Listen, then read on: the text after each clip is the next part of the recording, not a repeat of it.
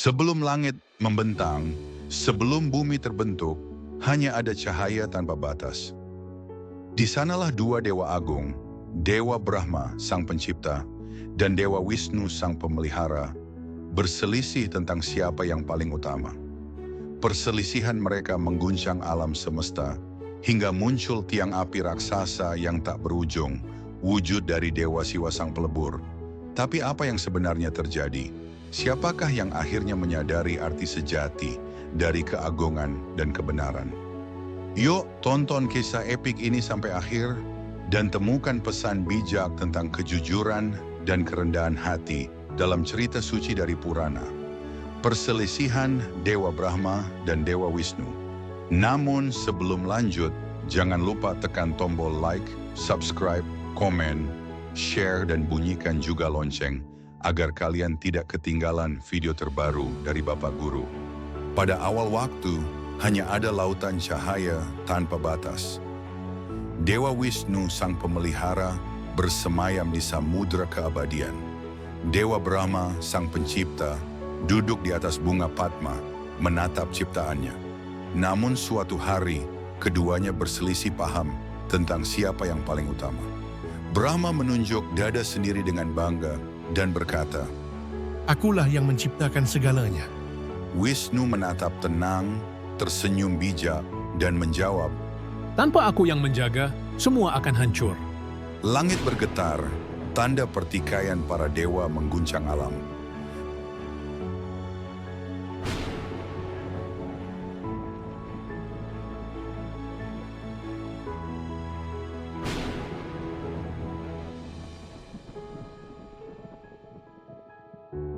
Namun di tengah perselisihan itu, muncullah cahaya yang menembus segala arah.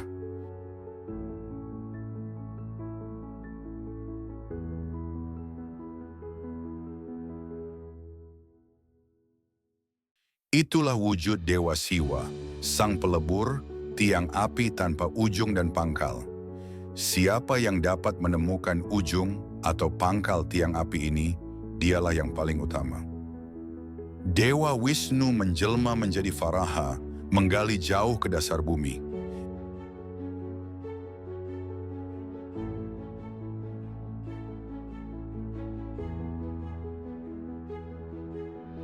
Dewa Brahma menjelma menjadi angsa, terbang tinggi menembus langit mencari puncak api. Namun tak satu pun menemukan ujungnya. Tiang api itu tak berawal dan tak berakhir. Di tengah pencarian, Brahma bertemu bunga ketaki yang jatuh dari puncak api dan berkata, "Jadilah saksi bahwa aku telah mencapai puncak tiang api."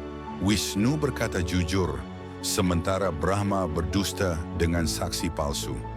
Dewa Siwa menampakkan diri, memancarkan cahaya yang tak tertahankan.